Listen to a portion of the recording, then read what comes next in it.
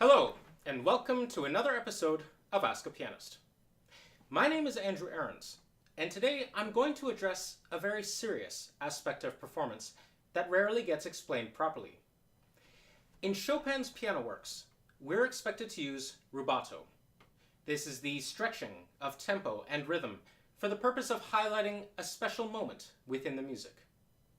However, for most, if not all of us, we learn this performance practice through imitation, either from our teachers or from performers that play it the way we like to hear it.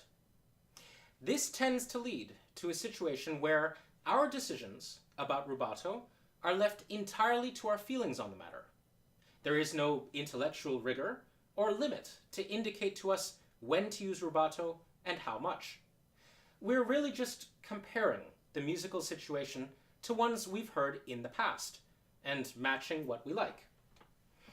Now, if you've watched previous episodes of Ask a Pianist before, you'll know that I don't like to leave things to chance. If possible, I like to know what musical reasons ground the performance decisions, because in my experience, it has always been the case that the music itself informs us of how to play it, and it is not necessarily the case that our hearts or instincts will be smarter than the composer.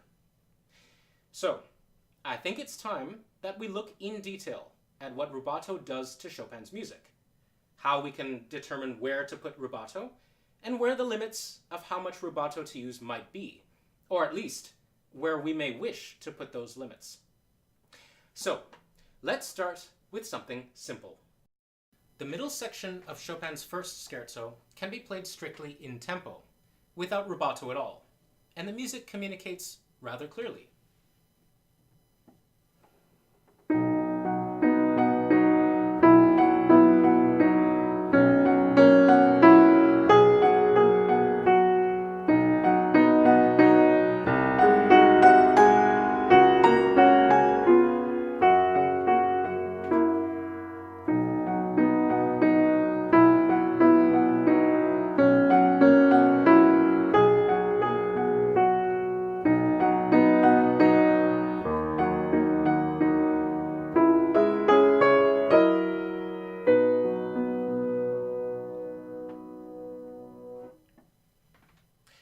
This is due to several factors.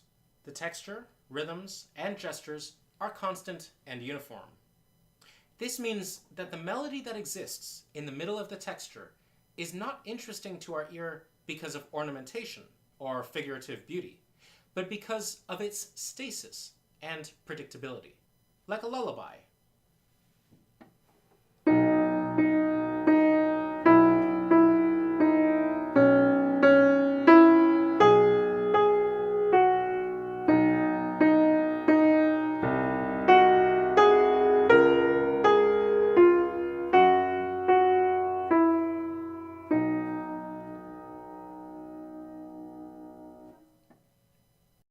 He does this in other works as well.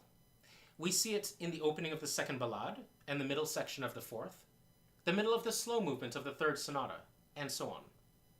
Because of its simplicity, the performance practice tendency is to actually play it without much rubato at all. To start messing around with time would interfere with the continuum of sound that Chopin has asked us to create here.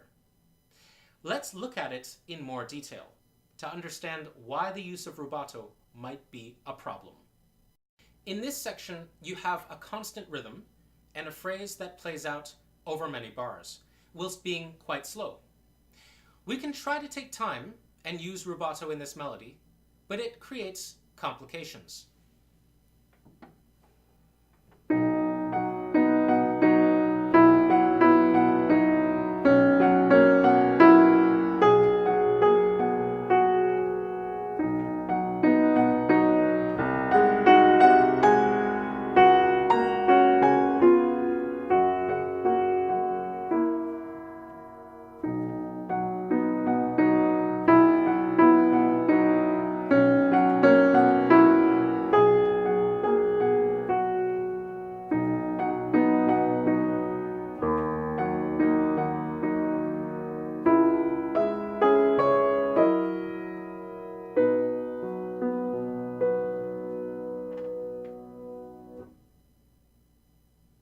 When we use rubato in a slow piece like this, it tends to segment the melody or phrase, so that it seems like it's made up of many small phrases rather than being constructed of one long phrase. This whole thing is written under one slur. If we take time at the ends of small phrases, the slur is broken from our timing.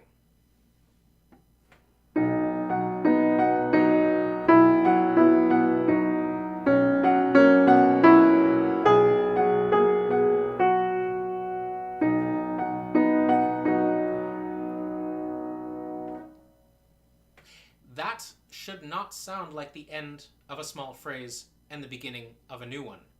And even if we control our sound quality and pedaling to the best of our ability, it will still be perceived by the audience as two separate things. To get the long line that Chopin asks for, we actually have to minimize, if not entirely remove rubato from the picture, so that we get a continuous line in the melody.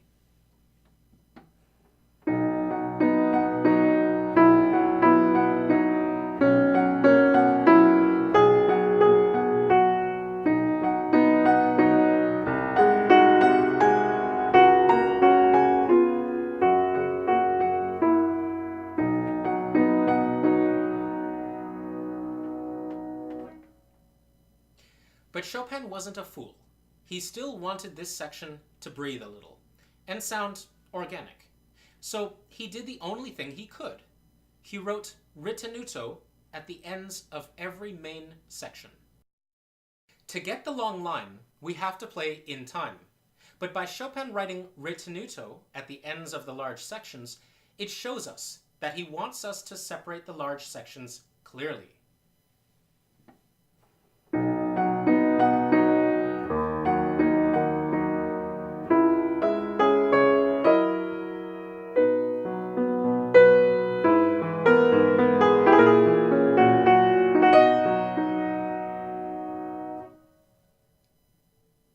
Think about it this way.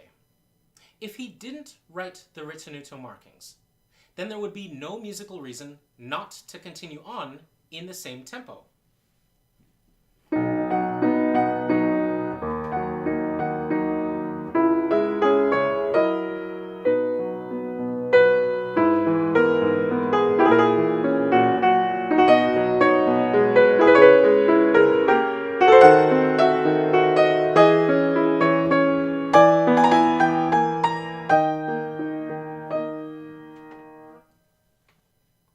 See, it works without taking time, because the gestures and melody and texture are quite different after the transitions, so the audience already knows that the music has changed.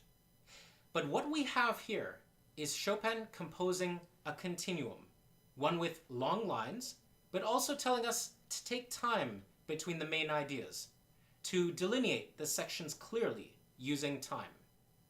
In other words, the music tells us don't use rubato in the middle of the phrase, but Chopin also tells us in the score, take time in between the big phrases where I've marked. Why is this important, you ask? For the simple reason that, unlike ritenuto, which we talked about briefly here, Chopin very rarely indicates rubato in his scores. If a marking of rubato is in the score, then it's usually for a very specific and special effect. A one-off of sorts. For the day-to-day rubato, the normal and expected element of Chopin's performance practice, there are no markings of any kind regarding time. And we have to extrapolate from the style, the texture, the harmony, and the rhythm when to take time and by how much. It's not a simple task. This example in the first scherzo gives us an indication of when not to use rubato, at least in a slow setting. In general, it's easy to not bother with rubato if we're playing something fast, like an etude. But when something is moderato or slower, the possibility is always there, and traditionally, the slower it goes, the more space we have to play around with rubato. You may be thinking, well, that's a strange way of talking about rubato, beginning with when not to use it. And you'd be right.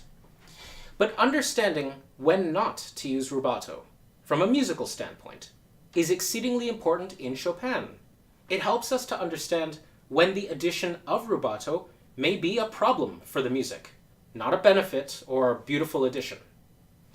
So, now let's look at one of the first clear indicators we have in terms of learning when to apply rubato in Chopin.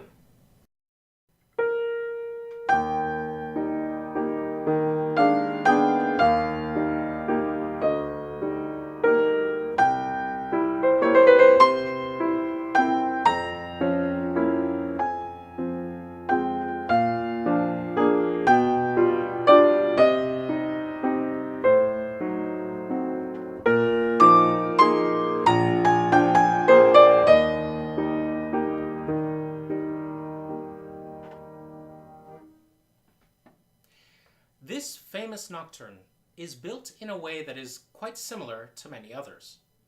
He gives you the theme at the beginning, and then gradually increases the ornamentation of the theme as the piece progresses. Every time you hear the melody, it's slightly more complex. But with this increased complexity comes a cost. Consider what happens when I play the first statement in time, without any tempo flexibility or rubato.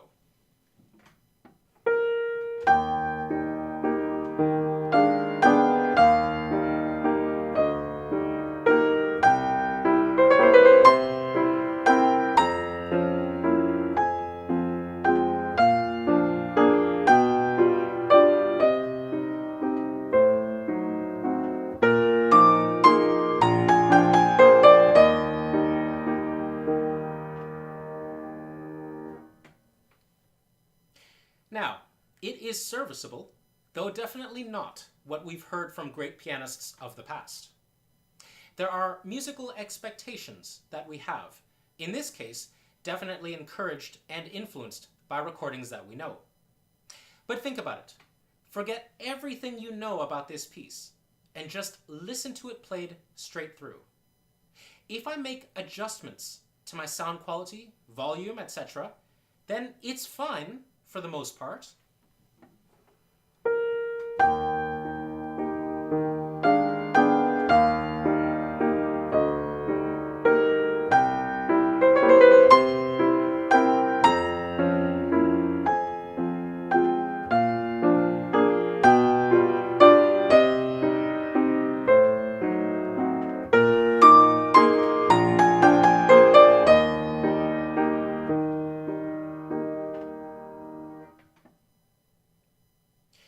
Now, when Chopin repeats this phrase immediately after, he ornaments the melody.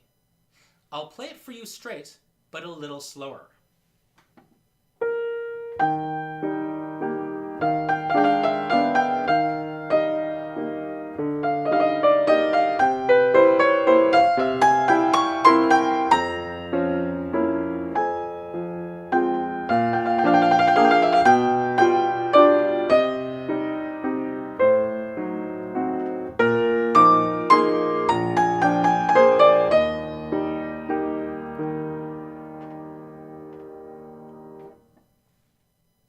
This is where the problems begin, and where our first clues to rubato use can be found. The original was this.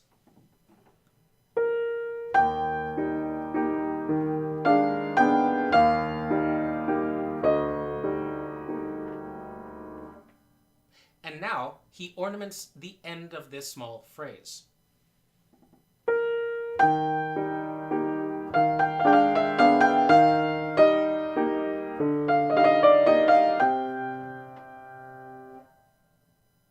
He's keeping the long note at the beginning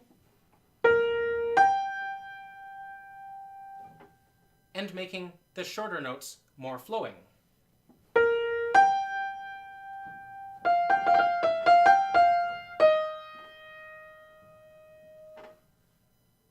The first statement has a crescendo to the top of the phrase here.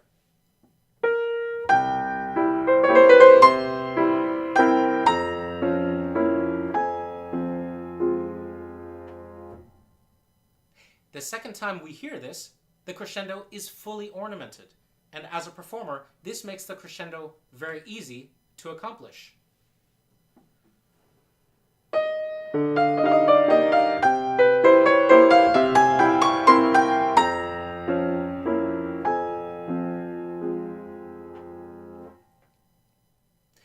Now, how does this relate to rubato? If we tried to play these two versions of the phrase in the same tempo, we might encounter a few problems.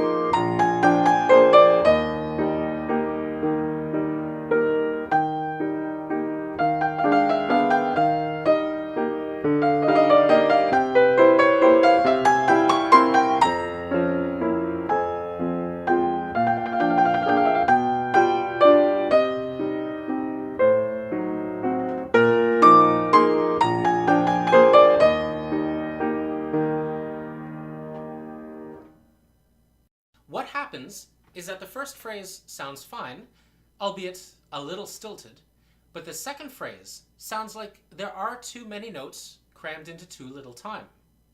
The ornamentation and more complex articulation require time in order to be expressed without the impression of haste or panic. If we didn't know any better, the natural solution would be to simply play everything slower.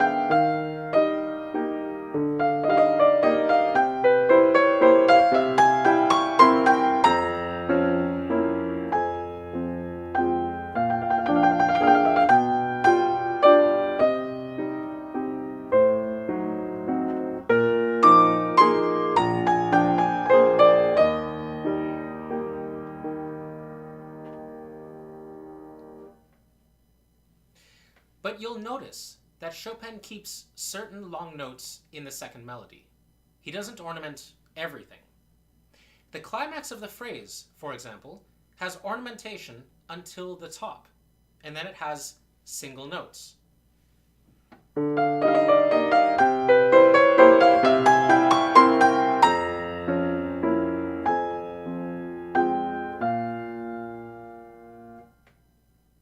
He very easily could have ornamented the B flat too, like this.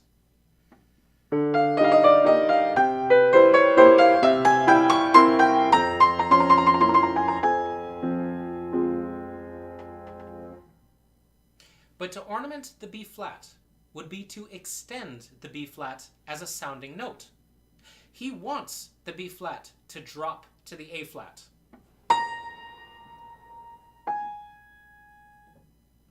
And this drop in sound is a kind of resolution that we're all familiar with, the same way that we drop the sound at the resolution of a gentle cadence. In fact, he uses the same strategy at the beginning of the ornamented version.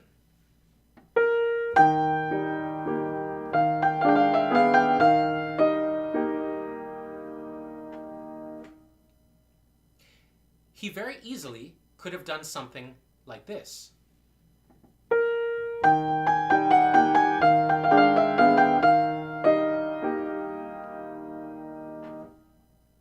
But he wanted the long G to fall to the F, like it does naturally in the first phrase.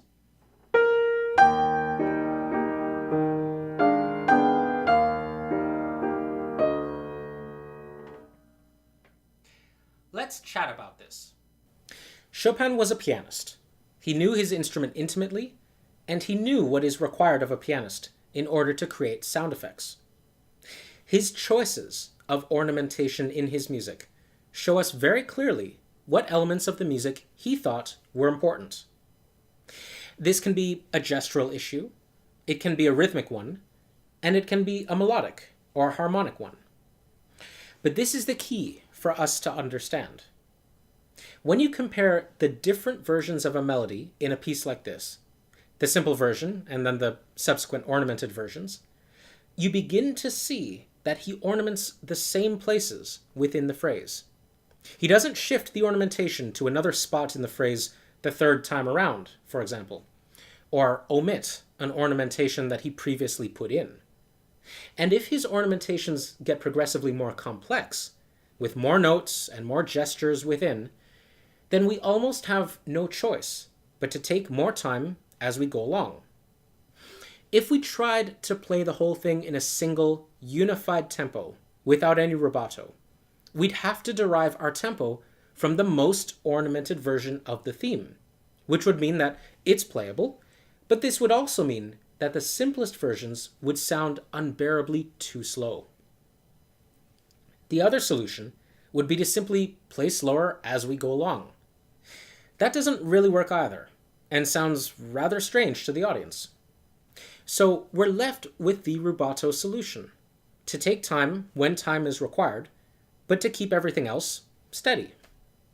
In Chopin, this is the first way that we learn about rubato. He shows us through necessity when to take time. In order to understand this, we have to take the most complex version first and compare it with the simplest. I'll play them in the same tempo without any rubato for the moment. Our main melody is this.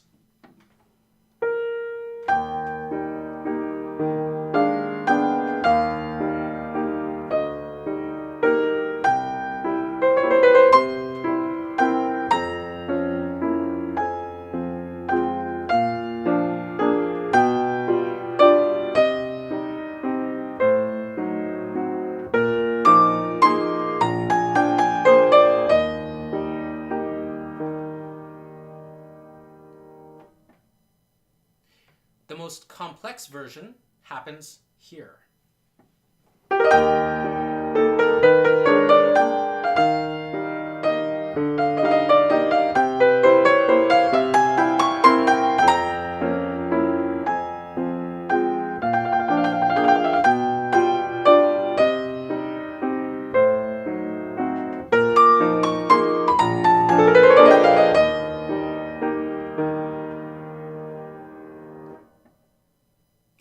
As you can hear, the complex version is almost unplayable in strict tempo.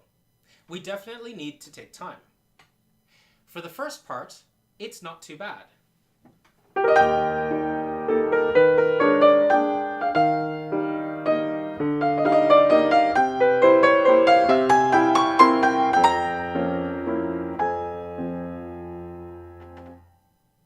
But the second part is impossible, particularly in the last bar.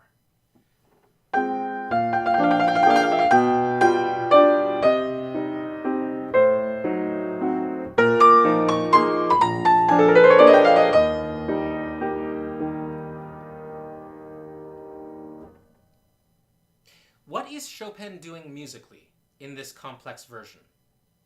Well, one of the first things he does is emphasize the shape of the melody by rhythmically marking certain points. The first phrase is essentially G to F to E flat.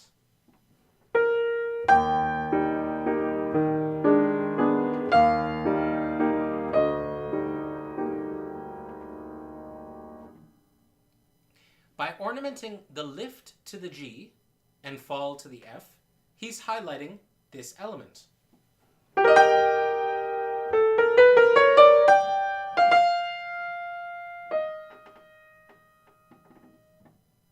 Given the melodic complexity, the chromaticism, it is almost beneficial to take a little time here when we approach the F, for the sake of the audience. He supports this idea by having the dotted 16th note interrupt the gesture.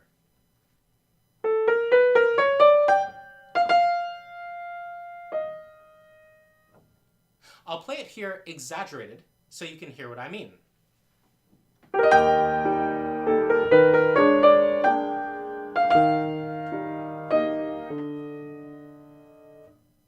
He wants us to land on the F firmly, to accent it rhythmically without accenting it in terms of articulation. If we take time to get up to that note, the gesture will sound a little more organic.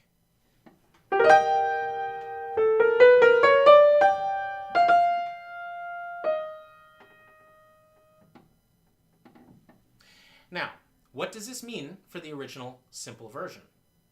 Well, it means that Chopin values the F, that he will accent it or highlight it if he were freely given the chance.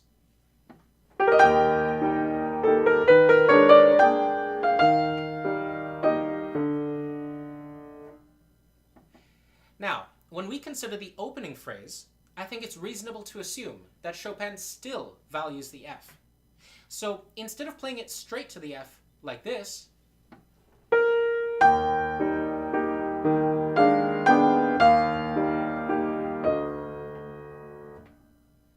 we might take some time to emphasize the F, using some rubato, if you will.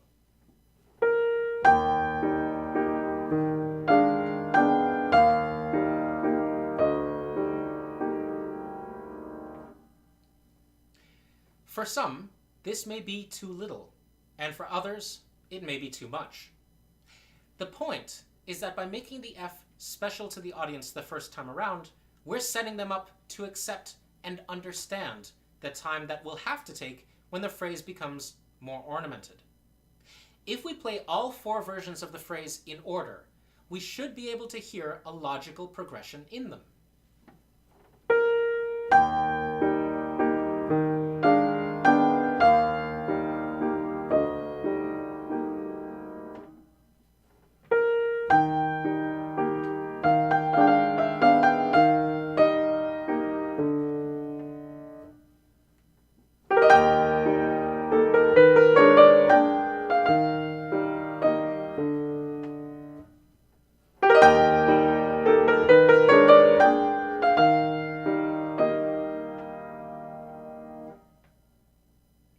It should not be the case that when we play them in order like this, we have serious tempo deviations.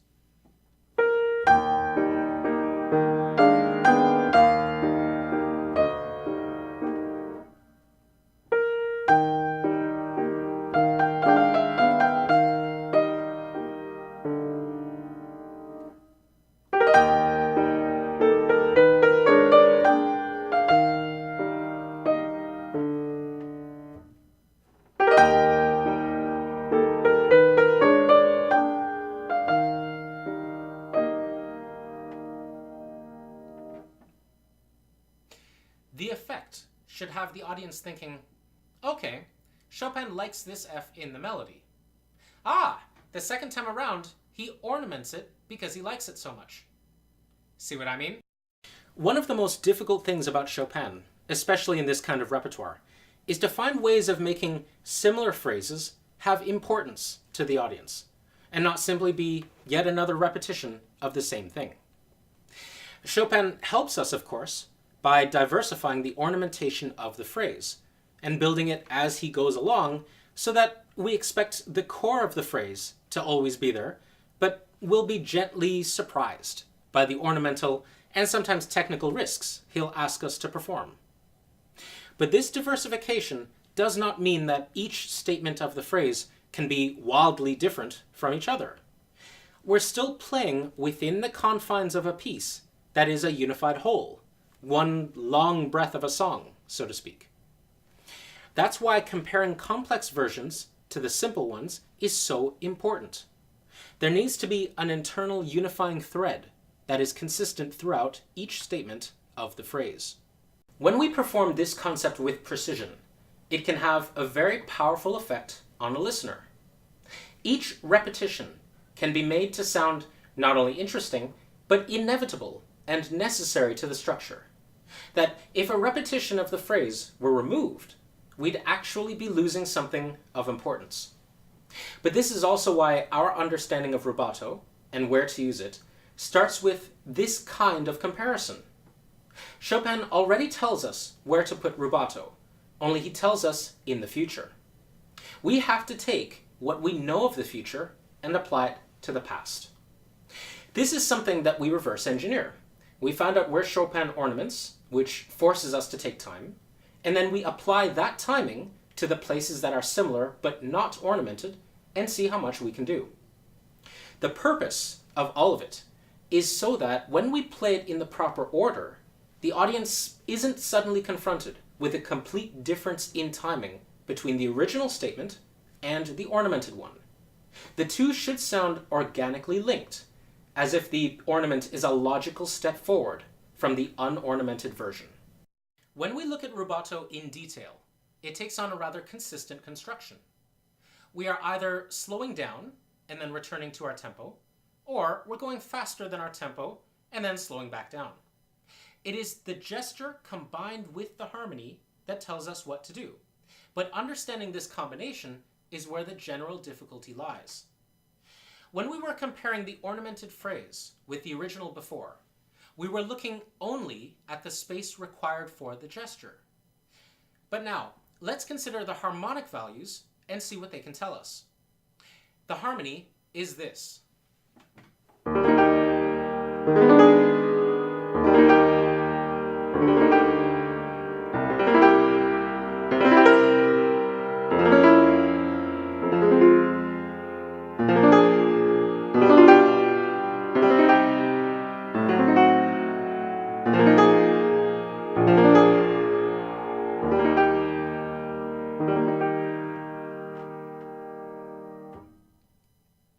The final cadence is very important.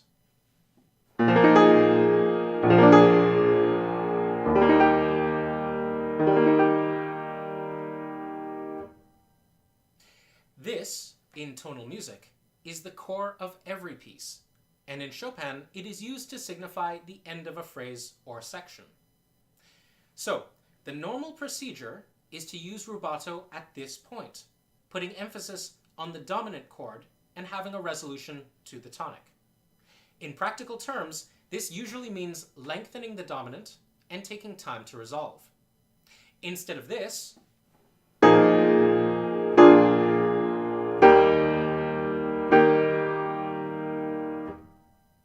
we'd be looking for something like this.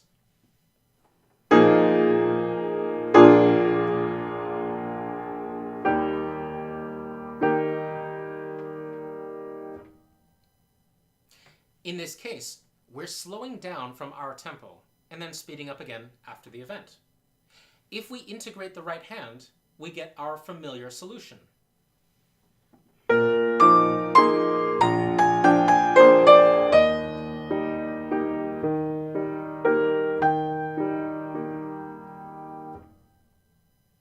Now, if we use this strategy for the ornamented version, it still works, perhaps even better with a little exaggeration.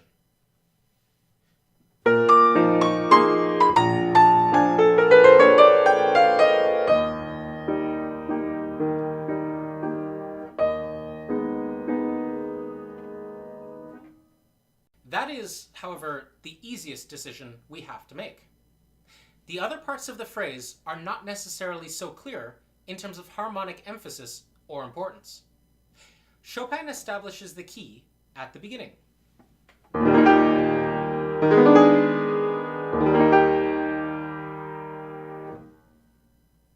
If we applied the same rules, we might have a problem here, because even though the harmony is clear, the melody doesn't resolve until after.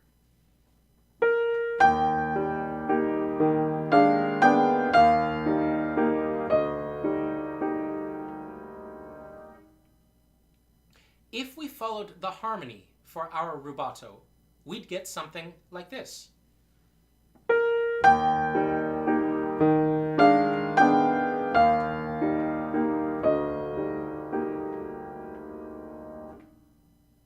But this doesn't work for the right hand, which resolves a beat later.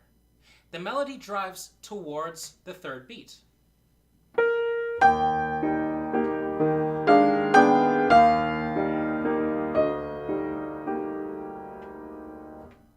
Whereas the harmony wants to delay before the third beat.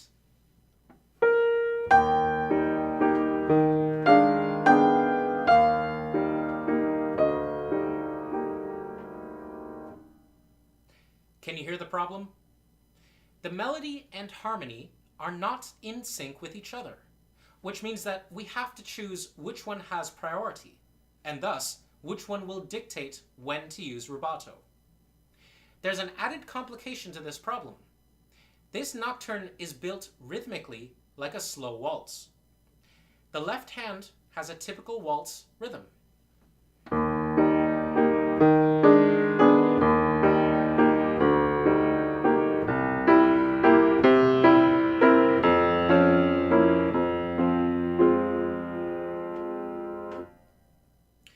The right hand swings like a pendulum towards the main beats every time.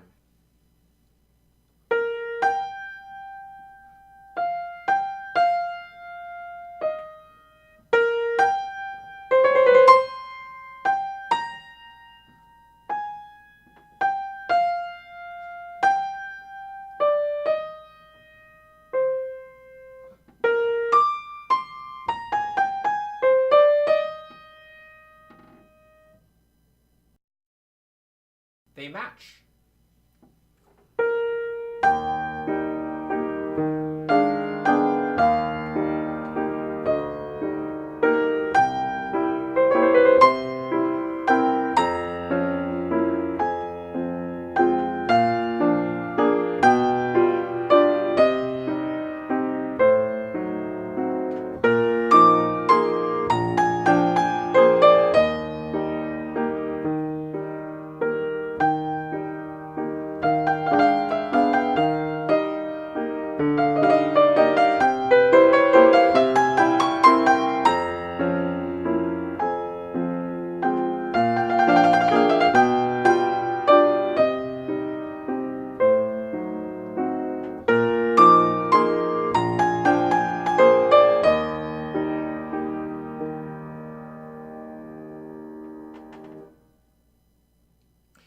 This brings us to the second biggest difficulty with rubato in Chopin. Chopin very often bases his rhythmic and stylistic approach on dance forms, including some Polish dances. Rubato always takes a second place to the rhythmic stresses that are inherent to the dance. In other words, you'll always be adding rubato to an already established dance, rather than adding a dance to the rubato. Because the dance form influences how Chopin writes a melody to either conform to the dance or conflict with it, we get our earlier approach towards adding rubato, using the gesture as a guide. The gesture tells us on the smallest scale where we can exaggerate the swing.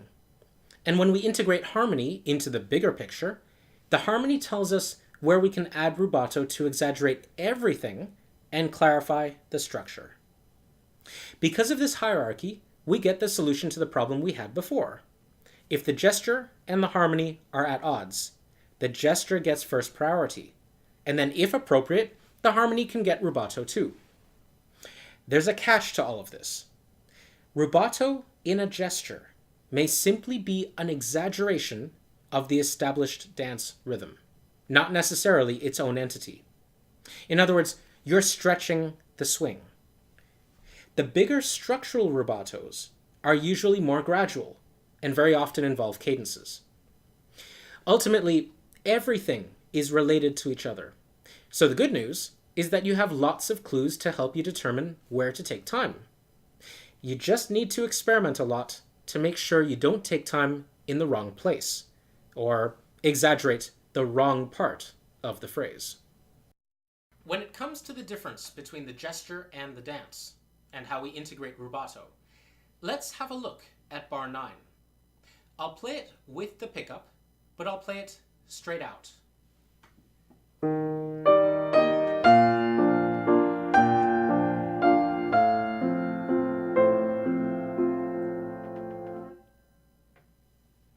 Now, in terms of harmony, it's not particularly special. We go from this to this.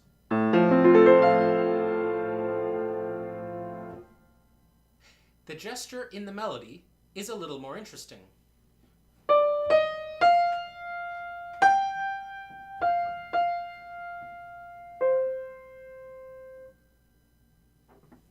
Knowing what we know about the underlying waltz rhythm, we can swing the melody and the harmony a little bit.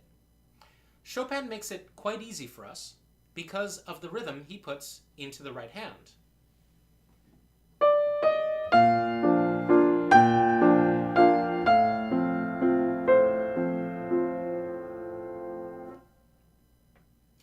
Now, if we were trying to be sensitive to the harmonic change, we might think to take some time just before the change.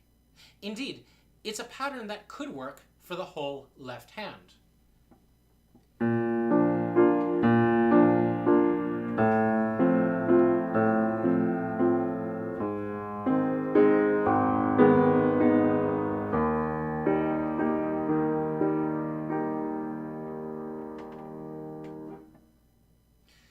This makes sense harmonically because we're highlighting the gradual step-by-step lowering of the harmony. But when we do this, we miss the priority that is highlighted in the right hand. Remember when I said that the rubato is added to the dance and not the dance added to the rubato? Well, the waltz has a swing, and in this swing, we're always moving towards the main beats, which means getting faster as we approach them. We can't slow down at the moment we're supposed to be speeding up.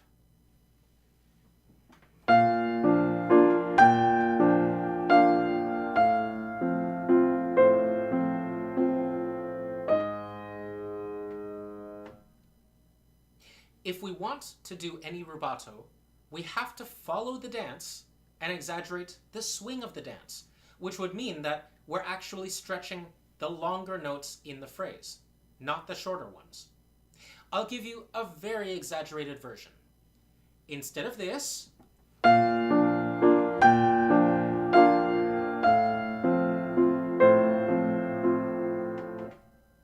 we could do something like this.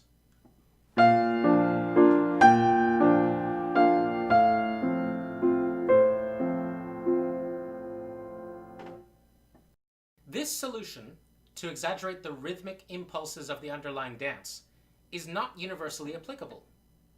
Chopin shows us why in the very next bar.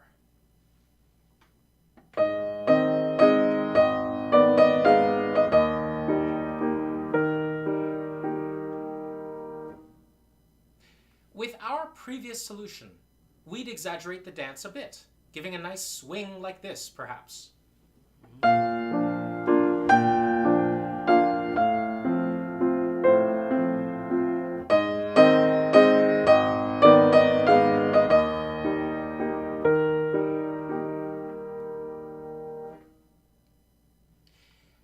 The problem here is that Chopin asks us to do a small ritardando at the beginning of the bar, which forcefully slows things down so that we're not pushing towards the main beats.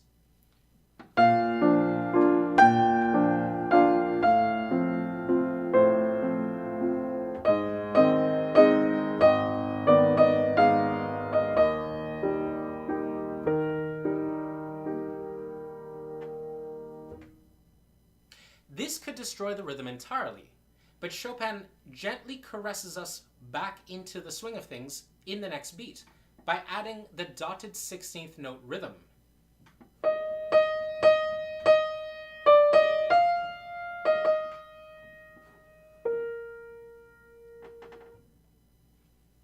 This dotted rhythm allows us to take as much time as we want before it, with the very short note pushing us back into formation afterwards.